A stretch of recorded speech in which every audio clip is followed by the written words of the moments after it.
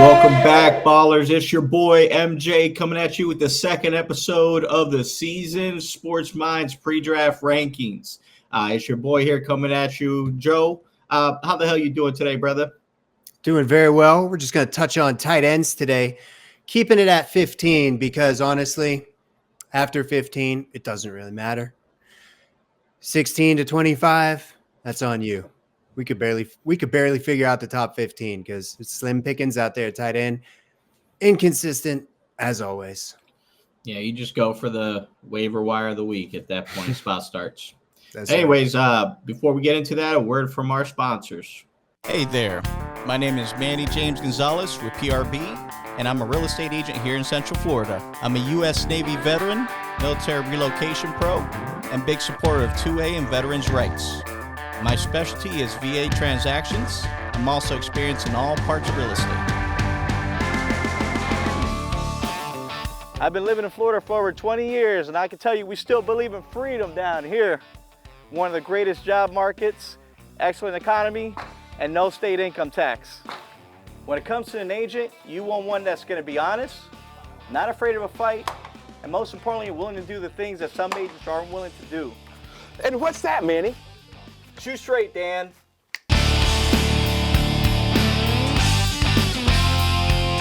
If you're ever considering buying in Central Florida, you need somebody you can trust, and I got your six.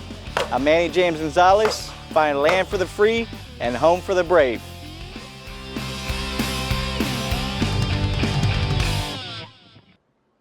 Welcome back, ballers. Now let's kick things off at tight end number 1. For me, I know the consensus has Brock Bowers at number 1, but I believe Trey McBride will be the top dog this year.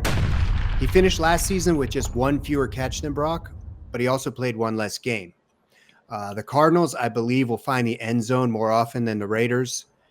And the glaring statistic to me that must improve for Trey McBride is touchdowns. He only had 2 touchdowns in 2024, and there's no question that number will increase, but we need to pump those numbers up big time because for a guy like Trey McBride on a really, in my opinion, a really good football team, you know, that could easily be double digits this year. So I believe he's going to make a big step forward and will finish as the number 1.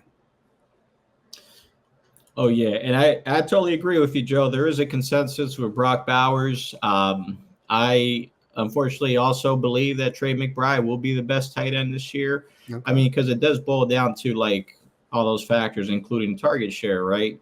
I mean, Trey McBride had 147 targets last year, and Brock Bowers had 153 targets. Now, the funny thing is, Trey McBride played one less game, and he still has a better touches per game average at 9.2 than Brock Bowers. So for me, obviously, you know, he's coming back to an offense with familiarity. Obviously, a good wide receiver at Marvin Harrison Jr. to take some double teams over there or some attention. That's why I think he's going to be number 1. He keeps getting a third of that workload. He'll be just fine. Yeah, and I think, you know, despite his struggles last year with finding the end zone, Cardinals are a good team. They'll make it happen this year. I'm very surprised he finished with 2 last year. Who do you have at number 2, Manny? Number 2, Brock Bowers, right? You can't, 1A, 1B. So Brock Bowers, we just touched up on him a little bit. He had 153 targets last year, averaged 9 targets per game. So that's actually really good. He also scored over 250 fantasy points last year, PPR format. So I do think, as I said, he has a little bit less of an edge because his wide receiver room is very thin. Not really a lot of much talent over there. So that's why I expect him to just have a little bit of a drop off, but he'll still be one of those top tight ends in the first 2 rounds. Most definitely. And he is my number 2 as well. I know you were really high on him going into last season, but I didn't even have him in my top 10. And he finished as a number 1, with 112 receptions and nearly 1,200 yards. So, the thing is, we were talking about touchdowns. He did have 5 touchdowns last year, and I believe the addition of Geno could easily turn that into 10. Brock was dominant. He's going to continue his dominance at the position, but the overall offense is why I have him slightly behind McBride. Now at the number 3 spot, I have George Kittle. Kittle's injury history has always made me hesitant to draft him, and I regret that every year. The man is a machine, and missing a game here or there, it doesn't hold a lot of weight when you look at his stats. Last season, he scored 8 touchdowns and averaged almost 16 fantasy points per game. It was his best finish since 2018, and with Debo gone and Ayuk sidelined for half the season, I expect Kittle to be heavily involved in every game. So I'm very high on him this year. Most of the time, I'll put him at like the 5 or 6 spot, but I'm confidently putting him at the number 3 spot. Yeah, Kittle's a workhorse for sure. I, however, have a different number 3. For the number 3, I actually have Travis Kelce coming back for another, what could be his farewell season, right? He's kind of getting close to hanging it up. But last year, he played 16 games and had close to 200 fantasy points total. Obviously, he had a couple bad games there, but some really good ones. And he ended up, and he was the only tight end to even come close to McBride or Bowers in type of target share, because he was at about 8.3 targets per game. And obviously coming back with Rashid Rice sidelined for a couple of games suspension, expect Travis Kelce to pick up in those games and give you a nice boost. Is that official with Rashid Rice? He pled guilty to the charge. So now it's going to go down to the NFL, how fast they plan on reprimanding him and how much the penalty is going to be. It'd be nice if they gave him the Alvin Kamara treatment and just push that to next year. Yeah, I mean, that for Alvin Kamara, like I'm sure he got lawyers and stuff like that involved, right? Yeah. Like players, union representatives. So, but unfortunately, I think for because his was a more violent crime, Mm-hmm. they have to make swift with their punishment, right? Because they have to make an example. Because the league has to look good. Every year they're going to be a little more strict about it, definitely. Now at number 4, I have TJ Hockenson. He was a little inconsistent last year, but he was recovering from a torn ACL and missed the first 2 months of the season. We all know what he can do. He averaged double-digit fantasy points every season from 2020 to 2023, and if he had a full season last year, I'm sure he would have hit double digits again. I really like the Vikings offense and expect him to be a focal point. So I've always been a big fan of TJ Hockenson. I mean, he's always on a team where the quarterback will just feed him, and I expect that to be the same in 2025. And inside the top 5 at the number 4 spot, TJ Hockenson. I hear that. Definitely like TJ. He's a great tight end. Very, very tight. Very tight. My number 4, I do have George Kittle. So obviously only one spot back from you. Obviously you mentioned he is limited. He only missed 2 games last year, but obviously when he did play, like you said, he was explosive, averaging 15 points per game. And surprisingly, he was one of 3 tight ends last year to finish with over 1,000 receiving yards for the season. So that tells you he, despite playing 15 games, he still had a lot of yards. Oh, yeah. Yeah, and obviously he'll continue that this year. At number 5, I have Sam Laporta. Laporta was inconsistent last year, and it was a big disappointment after his awesome rookie season.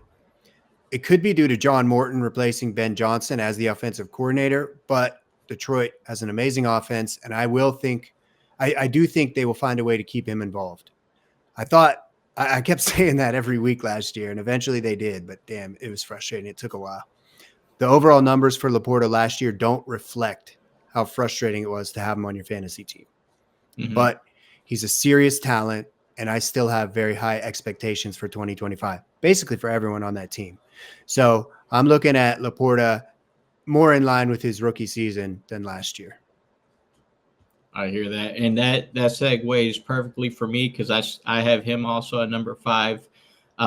He was averaging only 11 points a game last year. And like you said, early on, there was a lot of dud games. One thing that I will say, there is a benefit of Ben Johnson leaving, because after obviously so many years of trying to, make trick plays and all this, Ben Johnson got to the point that he didn't care to use his stars. He was using them all as decoys, right? So I think that's one of the things that was changing in that offense. So with this new offensive coordinator, hopefully they recognize, hey, Laporta should be the guy getting fed after Amon-Ra, right? It shouldn't be Jameson. Like he'll get a bomb here and there, but that's the guy that they need to be feeding the ball to if they want to win more ball games. So I strongly agree about number 5. And why don't you just go right into number 6? Who you got at number 6? Number 6, I have your boy Hockenson. Like you said, he missed 7 games last year, right? First two months and 2.5 months. He still came in, got a decent target share. He was getting about 6.2 looks a game, so that's not bad. He was getting 6 targets when he came back on average.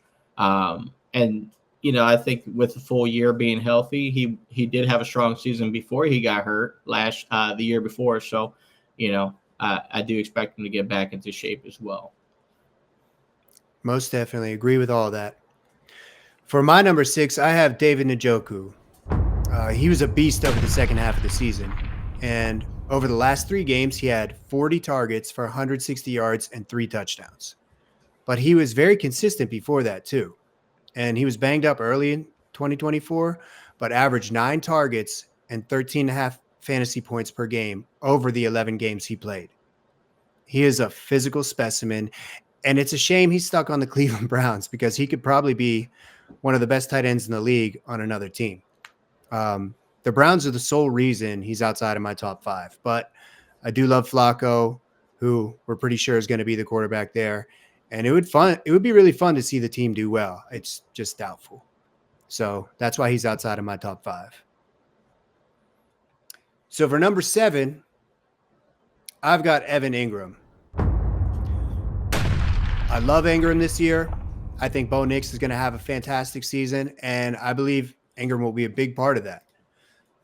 He's been very successful throughout his entire career, and if he can stay healthy and find the end zone, he could easily sneak into the top 5. Yeah, definitely. Now, for my number 7, I actually have someone that a lot of these experts, for some reason, had him outside of the top 10. But Tucker Kraft's coming in at number 7 for me, my friend. And the numbers kind of show you what kind of workload he's had. So last year, he had a total of 70 targets, and he ended up finishing with 4.1 targets per game, which doesn't sound like a lot, but I feel like in Green Bay, there's a lot of mouths to feed, and there were games where they weren't feeding Tucker Kraft right early on. Yeah. And then if you look at his stats for the second half of the seasons, where he really started taking off, right? He was getting 7 targets, 5 targets, 2, 4. So he had some games where he was really going off and catching a clutch touchdown. So I think Green Bay finally realizes that he's the best tight end other than the other guy they drafted before him. And that's why I have him sneaking in at number 7, Tucker Kraft. I like that. Those are good points, and I agree. He's another one with a little slow start, inconsistency, but solid athlete. Now, at number 8, I didn't forget about him. I got Travis Kelce. He's durable, he's reliable, but despite making it to the Super Bowl last year, the entire offense for Kansas City was pretty bad. I mean, compared to what you're expecting. Their defense carried them through the entire season.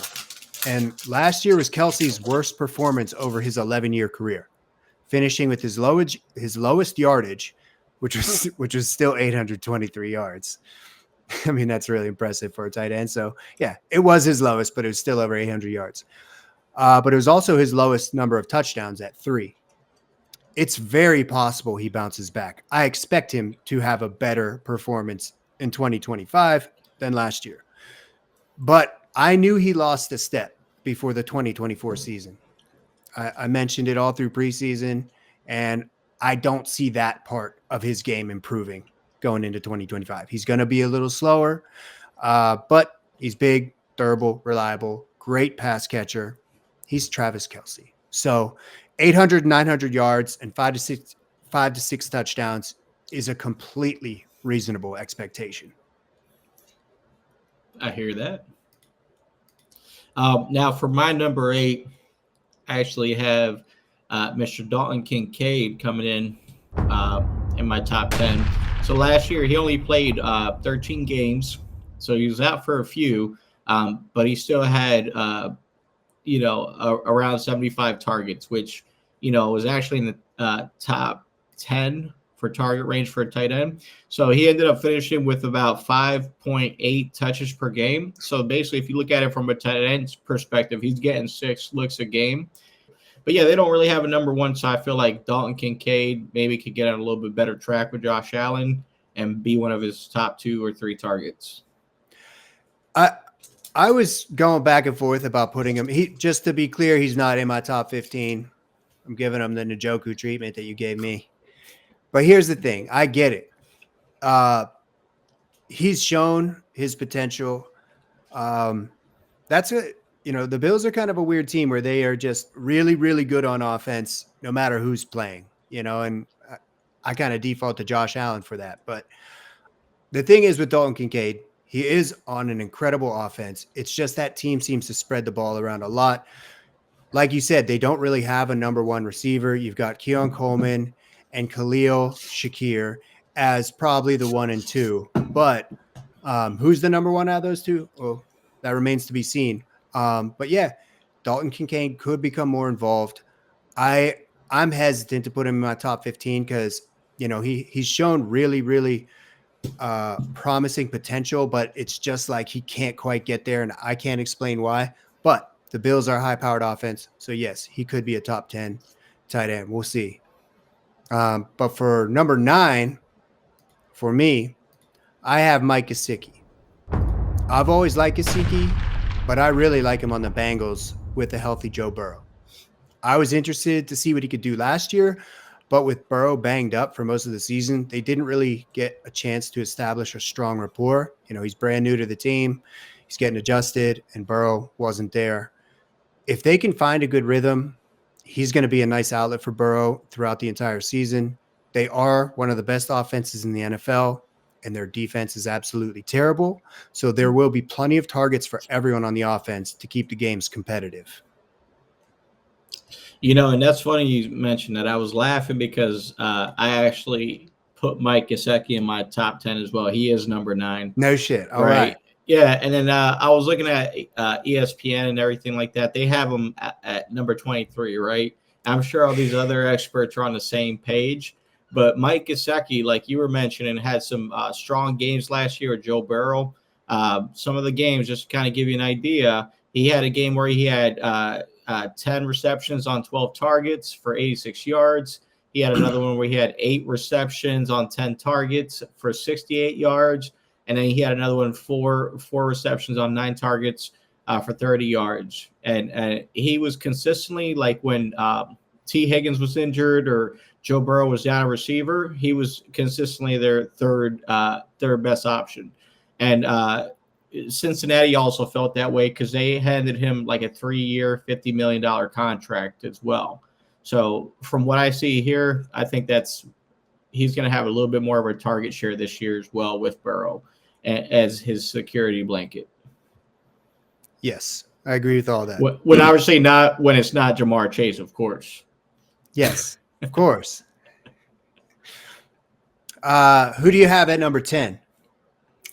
For my number 10, I have Evan Ingram. I also like Ingram a lot, much like yourself, obviously a few spots back. I like what he brings. I mean, he didn't play a lot last year. He played 9 games, right? So that means he missed 8 games last year. But here's something crazy. He still had 64 targets in just 9 games. So if you break that down, he's getting 7.1 looks per game, like 7.1 targets when he was in, right? You remember Jacksonville was kind of peppering him with that. Oh, hell yeah. I actually really like Evan Ingram's fit and Sean Payton because we all remember Jimmy Graham, right? He had some good days and stuff like that. So traditionally, Sean Payton loves his tight ends. So I expect Evan Ingram to be a really nice fit. He should be a little bit slow out of the gates. But obviously, with him being healthy, you're going to get a really good, I'd say like maybe their second best option in Denver. I could easily see that happening. Yes. Probably third, but he could be second. Mm-hmm. Now, at number 10 for me, I got a guy that's probably not in your top 15, K. Dotton. He has been more involved every season. If you look at his stats, they've improved every season. And I think he's going to break out in his fourth year with Tampa Bay. In the absence of Godwin and Evans last year, Otton performed better than any other wide receivers for a month straight. From week 7 to week 10, he had 39 targets, 293 yards, and 3 touchdowns.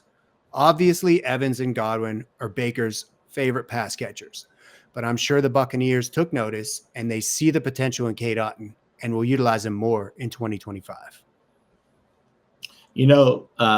Something funny. I actually have K. Dotton as my last tight end out of the top 25. So here's why. So here's devil's advocate, opposite opinion.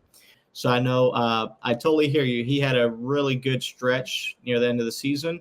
My problem is Tampa Bay just drafted the rookie Ibuka from Ohio State, right? And so now they have Chris Godwin, Mike Evans, the rookie hotshot of Ohio State's there. And I'm pretty sure they have someone else coming back from injury as well. That was Jalen McMillan, fully healthy, and he had a great season last year as a rookie.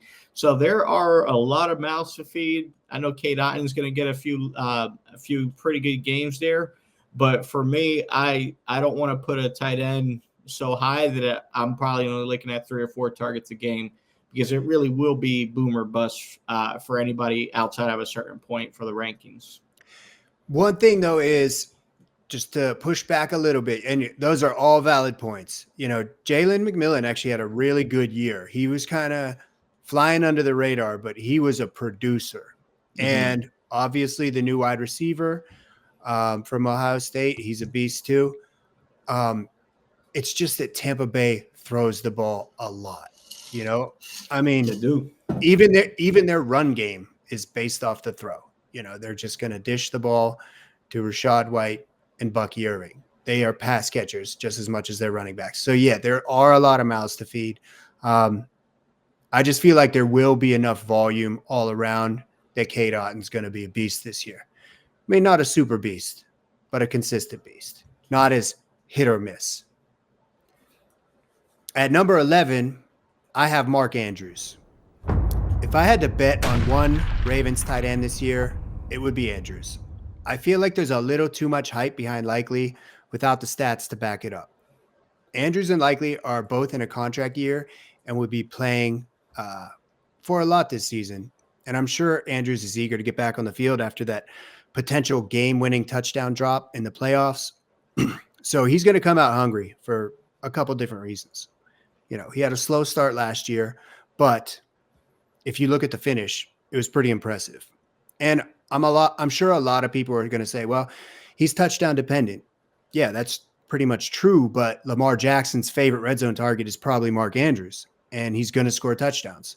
So last year, he didn't score a touchdown in the first 5 weeks of the season, but he scored 11 touchdowns over the last 12 weeks. So that was enough for me to say, all right, you know what? I think he's still the guy over there. And Likely's a great player, but I don't think he's quite there yet. And I really don't understand all the hype behind him when I see what Andrews did.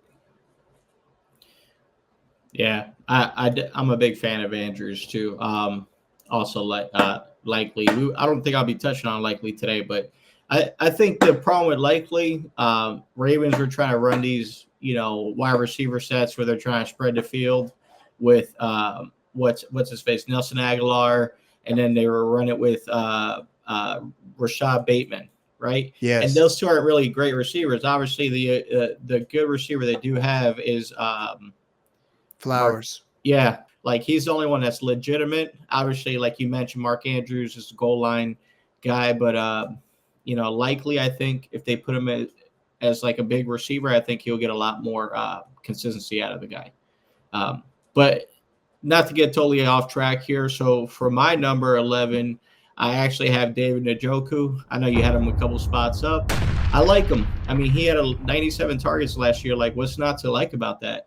I mean, that's amazing for a tight end. I just, with Joe Flacco and maybe Deshaun Watson forcing his way into the starter job when he's healthy, right? And then Shedeur Sanders actually like possibly doing good, or the other rookie. It's just a carousel of I don't know what's going to happen. And although I know Njoku's a great tight end, I have him outside my top 10 just because I feel like it's going to be hard for him to build chemistry if they have a lot of quarterback changes over there in Cleveland. That does make sense, and it's likely that's going to happen. Now, at number 12, I have Tucker Kraft. Just echo some of the things you said. A lot of people were convinced his breakout year was going to be last year, and he looked pretty good, but I believe this year could be the breakout if Jordan Love gets back to true form, because he was off last year.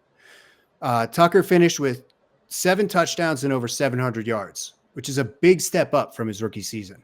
And Green Bay should be a solid team. If he develops a strong rapport with Jordan Love, he will be peppered with targets. I know the Packers like to spread the ball around, but Tucker Kraft is a reliable safety valve, and he will get volume. Nice. And that was your number 12, right? Yes. Okay. Now for my number 12, I actually have Mark Andrews right a couple spots back. I love Andrews, and that's kind of maybe what I was going on a little tangent about Isaiah Likely. I think that Isaiah Likely gets a little bit more of a workload this year, upgrade. Say like maybe a couple extra packages in there. So we could possibly see him get additional targets, and no detriment to Mark Andrews, but obviously with 11 touchdowns, I don't think he's going to touch – he'll probably touch half of that this year, 6-7 touchdowns, because obviously that's not going to – 11 touchdowns for a tight end is pretty ridiculous, right? No one even came close. There was nobody else in double digits last year for any other tight ends. Especially based on the targets he was getting. Yeah. And Kittle was killing it. He had 8, and also Jonnu Smith, right? He had 8, but all in the very end. So for me, that's why I have him slightly back, but still, if I'm targeting him typically in like the 10th round, that's where his 8th, his average draft position is like around, 11th round, maybe the 12th, right? So always get him 1 or 2 rounds early, guys. So if you're getting Andrews, these tight ends we just talked about, you should be shooting for them around 10th round of your draft. And just to touch on that, if there's a player you really do want and you're very confident about, don't look at their ADP as intensely as other guys that you're not as concerned about. If there's a player you really want, take them around early if you have to. If you believe in their skill and what they're going to do this year, just take them. Yeah, that is true. Because, I mean, like last year, Brock Bowers, he was like the 7th, 8th tight end off the board, and I was always saying he was a stud, right? So if you pick your guy early, may not be it's not a reach if you hit on it, So definitely good advice there. Now, at number 13, I have Zack Ertz. If you've had 13 seasons in the NFL, you're going to have some injuries along the way. Ertz only played half the season in 2022 and 2023, but he played every game last year and reminded everyone that he's still a legend on the football field. And he's playing at the highest level. Jaden Daniels has good rapport with Zack Ertz, and that should continue into 2025. If the contract doesn't get sorted out with Terry McLaurin, which I think it will, but let's just say it doesn't, Ertz will take on an even bigger target share, and he's in a great position either way on a good team and could easily find his way in the top 10. Yeah, he was very solid last year. And don't forget, Super Bowl champion, Zack Ertz. That's right. Because he had a game-winning touchdown, too, for the Super Bowl. It was pretty amazing. I love it. Or the go-ahead touchdown, excuse me. Not game-winning, but go-ahead. But, yeah, I don't have him in my top 10. Love you, Ertz, but, Hey, I get it. It's tough around this area. They're interchangeable. At between 10 and 20, they're interchangeable. And that's what I was going to say. Like, when you start getting into these later rounds, you're not drafting guys to win your leagues. You're just going for solid production tight ends, right? If your guy's getting you 10 points a game consistently, that's a good tight end all day. Yeah, like that's what you want. And you can get those guys anywhere from rounds 10 to 14, right? Like some of these guys we're talking about here, their ADP is not going into at least, the 11th or 12th round. So if you're shooting for around 10 to get yourself a solid tight end, hey, it's not a bad strategy to take advantage of. Some of these guys could even be on the waiver wire in your league. You never know. Yeah, that's true. Now, for my number 13, I have another rookie, not the one that people expect to go up. I actually think that Mason Taylor from the New York Jets is going to have a great season. That's why I have him as my number 13. So the reason being, obviously, Justin Fields, a quarterback over there, he needs a target, right? And this guy was drafted in the second round by the Jets. Mason Taylor is a big, strong tight end, good hands, right? He's going to be in a solid offense, right? New offense, but he gets to be the focal point as far as after Garrett Wilson.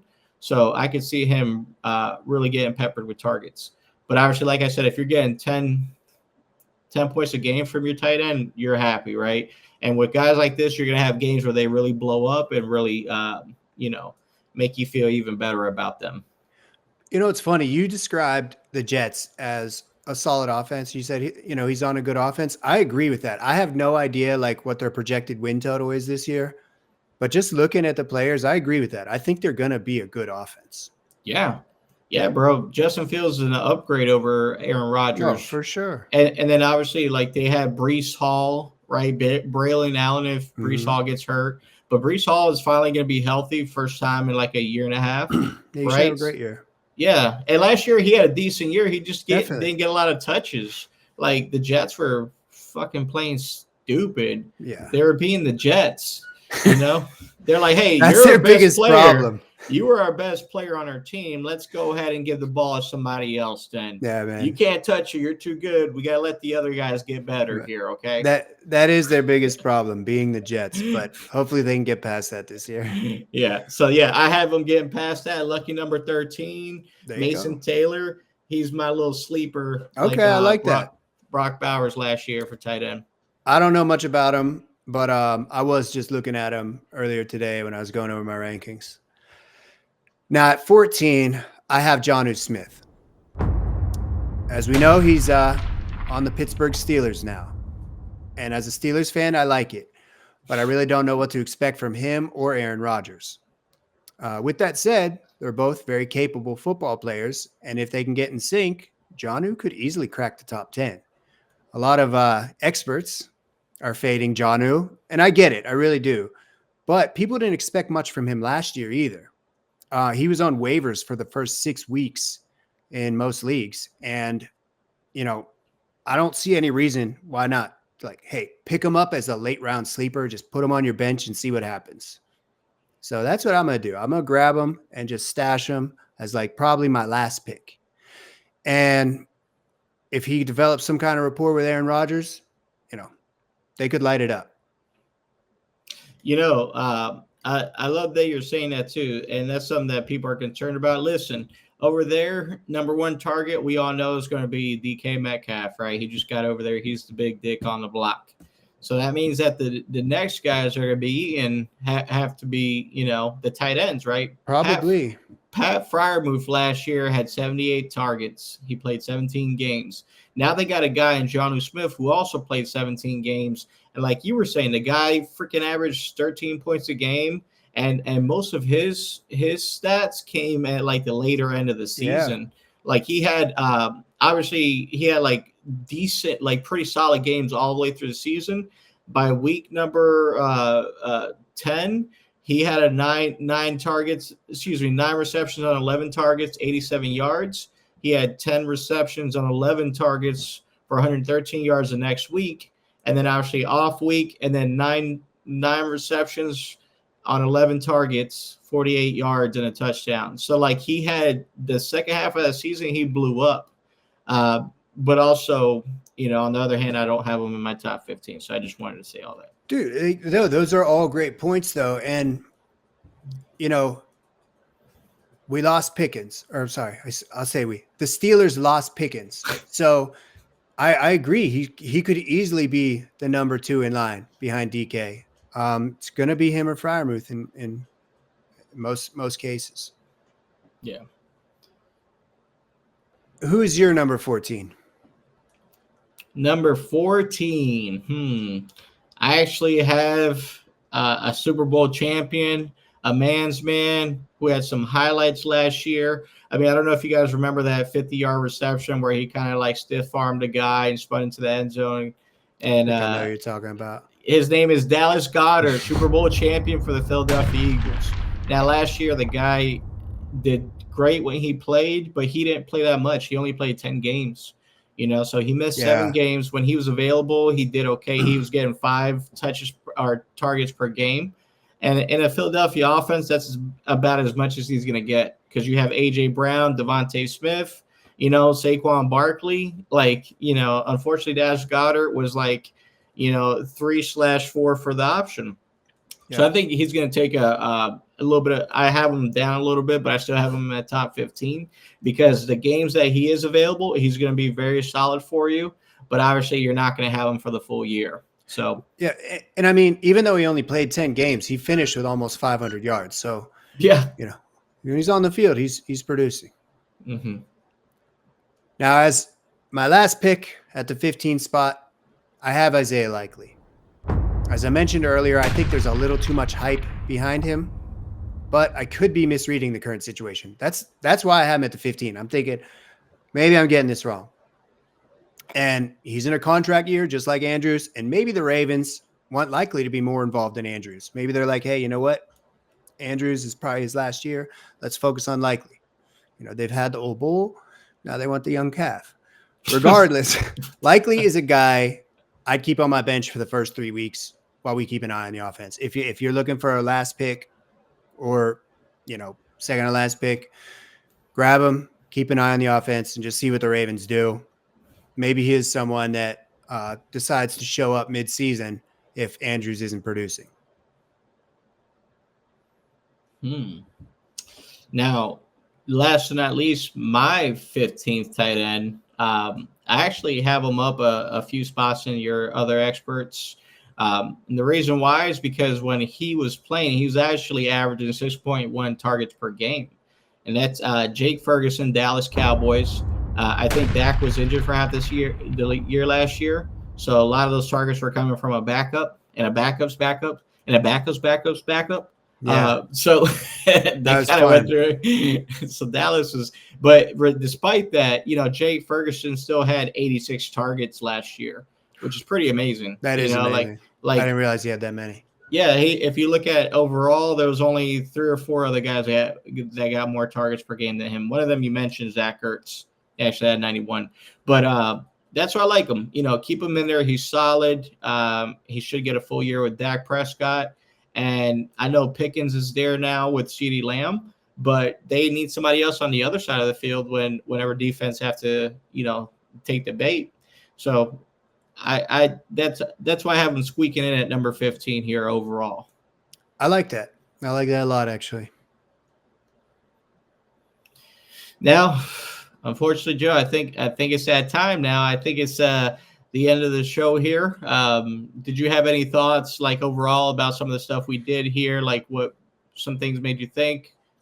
Just with the tight end position, it's a tight end position. Just go with your gut. If, like we were saying, if there's a guy you like, grab him. Don't think too much about it. It's a lot of the time it's not worth it to even have 2 tight ends on your team. But if you do have confidence in someone that's a rookie or a sleeper, just grab them, throw them on your bench. Don't put too much thought into tight end unless you're getting one of those top tier guys, because this is that position where, as Manny was saying before we started recording, like the drop off is so severe, and then you have everyone floating around like 5 to 10 points. If that's what you're rolling with, might as well just take a dart throw or roll the dice on someone that you believe in your gut could be a big producer. Yeah, definitely. And at the end of the day, too, most of these guys, these tight ends, you're going to be looking at them rounds 14 or later. Some of the guys ranked, in my opinion, some of the top, 15 to 20 guys, you're still going to be able to get them around 14 or later. So if you get somebody that you think is a question mark, early on in the draft, you're like, hey, you know what? I just want to get a backup just in case. Obviously, if you're limited on roster spots like Joe, I wouldn't recommend, having a second tight end. But if you decide, hey, I completely forgot about the tight end position because there's nothing available, so I just waited till the last minute, you can still get somebody that's going to get you 10 points. I just won't, like you said, overthink it. But at the end of the day, you're not going to get more production unless you trade for it. So at that point, just keep what you have. If you have a consistent guy who's getting 10 a game every game, you might be able to package him with a really good running back to get the quarterback you want, or vice versa, right? So you kind of pick up, and the best thing to do is always analyze your opponent's team, speak to your opponents, and know what they actually, the language they speak when it comes to football and returns, right? Because some guys are bigger on potential, some guys are bigger on different intangibles. So I think when you could really learn what your advantages are and where you can get better, then do so. I think Joe and me last year, we traded multiple times in different leagues. And Joe, didn't you end up winning that last one by a lot for CeeDee Lamb for Jamar Chase?